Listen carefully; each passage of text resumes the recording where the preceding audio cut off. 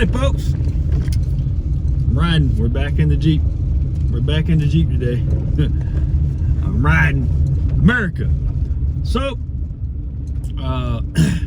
what am I doing today? Oh shit. This road is wild. Come on now. So, what am I doing right now? I am being a nerd, and I'm going around town trying to find a drink. Not an alcohol drink, but if y'all play Fallout, you would know that there's a drink in the Fallout series, video games, called Sunset Sarsaparilla. And a nice cold Sunset Sarsaparilla. It's kind of like the Nuka-Cola, but it's just another drink. Jones Soda, which is kind of like a craft soda brand, has come out with Sunset Sarsaparilla. It's literally a Fallout collaboration. I'm like, that's awesome. I want to go find that because I've always wondered what Sunset Sarsaparilla tastes like. So I'm going out and find one. All right. My console's funky here right now. I just wanted to make a video. Didn't really know what to talk about until I realized that November is Men's Mental Health Month. So maybe I'll just do a quick little ramble about that and how to take care of your mental health, because I've been down in the dumps before. I've been mentally ill is not the word, but mentally tired of the world, tired of life before. And I know a few of you have commented on my videos, and no matter what I'm talking about, I'm a pretty positive, upbeat person now. And I used to not be like this. I was a really negative, just kind of didn't like anything. I thought the world was out to get me. And it's because I was making decisions that kept me in a shitty position in life. And it took a big mental shift for me to get out of that rut, so to speak. So it's hard to, you get comfortable once you've done a certain path in life.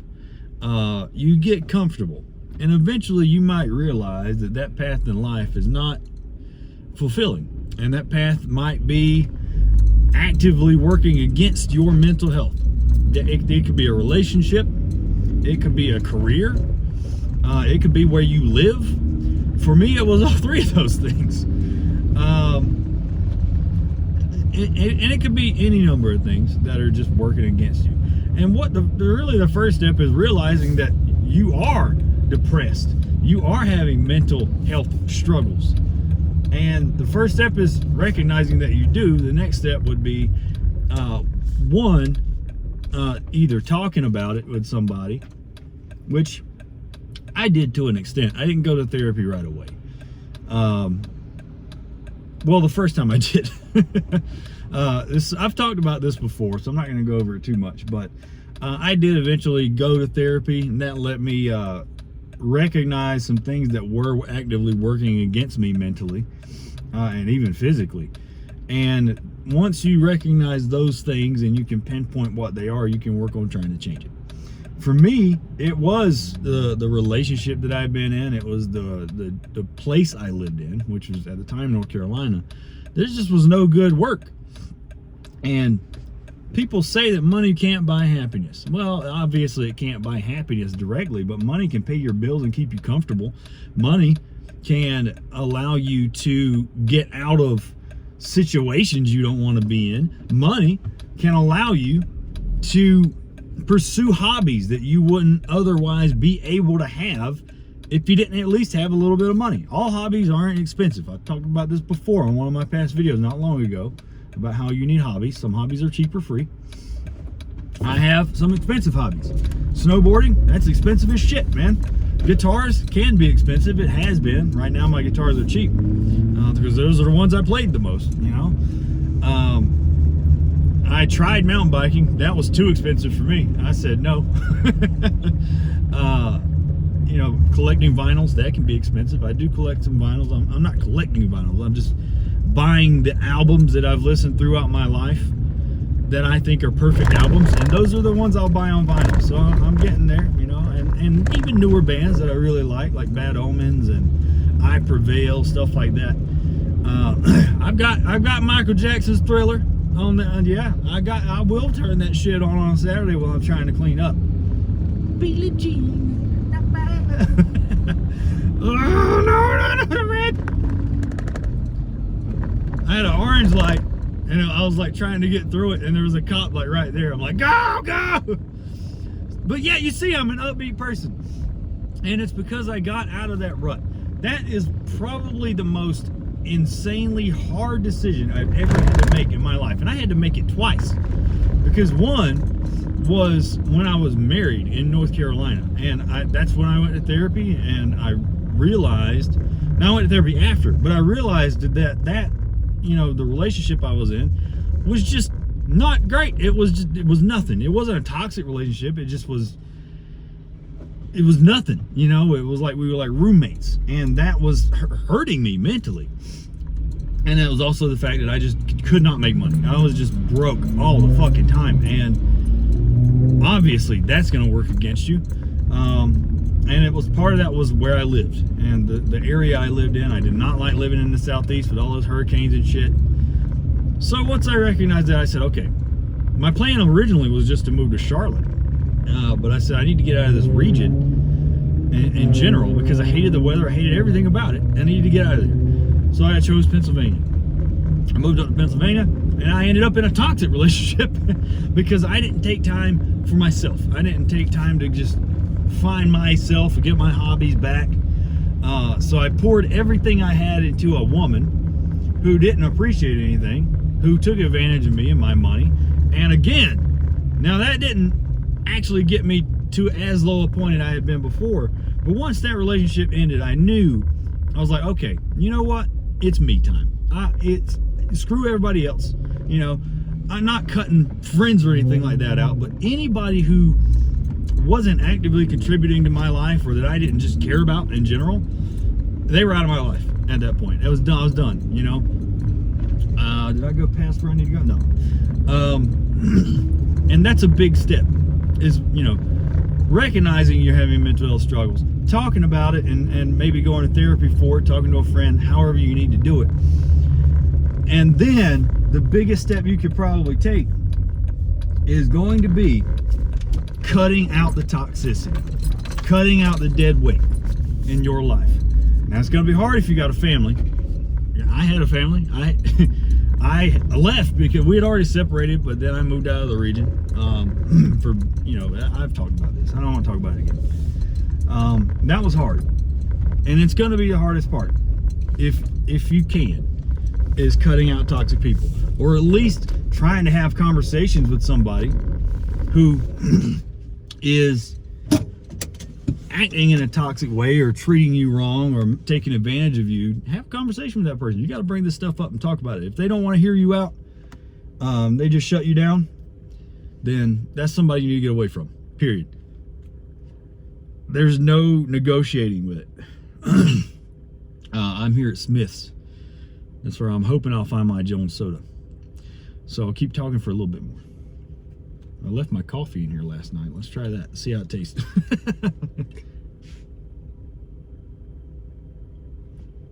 Still good. Sea salt caramel gelato. I don't care if you say caramel. I say caramel. I say everything different. I'm from the South, boy. All right. So, yeah, cutting out the toxic dead weight. And once you've done that, you will most likely feel or see an immediate impact in your life. And I mean, it'll be positive.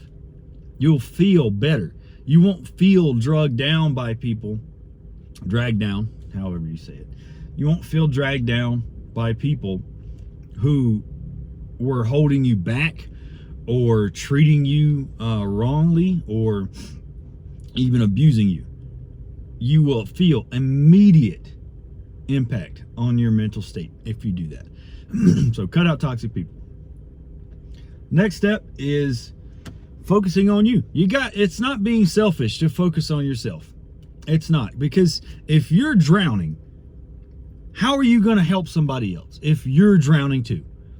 I used to be a lifeguard, and one of the biggest things is somebody's drowning, they're going to be panicking. And we literally were taught, if somebody's panicking and you can't get to them safely to get them out of that water, knock them the fuck out if you have to.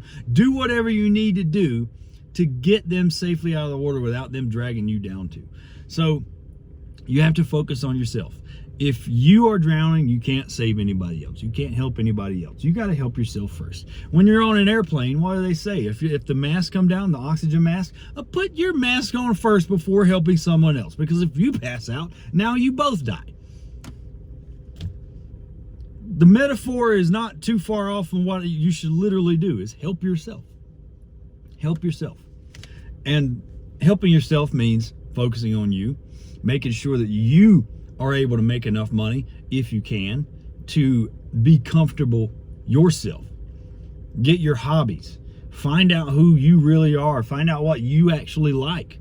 Find out how you actually respond to being in like a stressful situation without somebody else involved. Because here's what I found. Now, when I'm in a stressful situation and I'm by myself, I'm so calm. I am so calm about it. It's just like, okay, let's talk right now. I actually haven't worked in about a week because I am pretty sure I, what do you call it? Slipped a disc in my lower back. I'm pretty sure. I had to look it up, and I was like, man, I can't do the job that I was doing because it was lifting heavy stuff. It didn't happen at work, but it started aggravating it. And I'm like, what is going on? Why is my lower back hurting so much? So I haven't worked. And that's going to hurt me financially. It is. And I'm probably going to have to find another job where I work at a desk or something. That's also going to annoy me. But I'm not stressed out about it. Now, if I was with somebody who was nagging at me in my ear and telling me, you got to hurry up, you got to figure this out, you got to work, you got to get money, I'd be ready to kill myself. Straight up, I would be ready. No, chill. Because I think most men are so stoic and just calm naturally when stuff's happening. When you see these videos of all these, when something happens and women screaming and shouting, oh my God, oh God, what is a man usually doing? Looking over at her like, why are you screaming? It's not going to help. Those people stress me out, man. They stress me out. But yeah, I don't know. Maybe I'll have to figure it out. And my medical benefits hadn't kicked in for this other job that I had yet. So I haven't been there long enough. That's another thing I hate, is the whole healthcare system. But that's a whole different rant. But yeah, I don't know, man. You gotta learn to woosah and just stay cool, calm, and collected. That will help you in 99% of situations, is not focusing on the disaster that's happening, but what do I need to do to get out of this? And there's almost always a solution easily available. For me, it's just right now rest and make sure that I don't injure myself. I'm old, man. I'm almost 40. I can't be doing crazy stuff, I probably got another couple of years of snowboarding left in me. That's it. But I'll still run, I'll still exercise, I don't know. I screwed my back up in the Army is what it was. What I need to do is go back to the VA and get my disability up to 100%, because my back, that's not even on my file. So maybe I can get that going. I don't know. That's a stressful time, is going to the VA. But I don't know, man. It's taking care of your mental health and just focusing on yourself. That should be always your number one priority. I know a lot of you have a family, and obviously you got to prioritize family and take care of family. But if you get to a point where you want to take your own life, or you don't care if you don't exist in this world anymore, it's time to start looking at yourself and focus on you. Period.